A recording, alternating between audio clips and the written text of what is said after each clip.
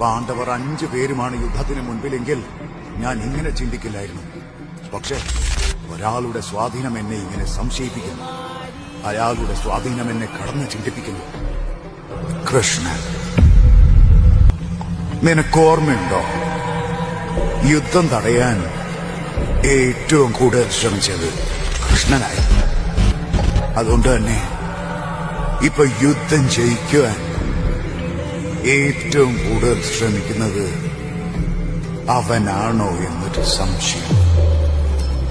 അതായത് പാണ്ഡവരും നമ്മളും അവന്റെ കരുക്കളാണോ എന്നൊരു സംശയം. അയാളുടെ നിരവധി കഥകൾ ഞാൻ കേട്ടിട്ടുള്ളതാ. സത്യമാണോ എന്നൊന്നും അറിയില്ല, അതിന്റെ പുറകെ ഞാൻ പോയിട്ടുമില്ല.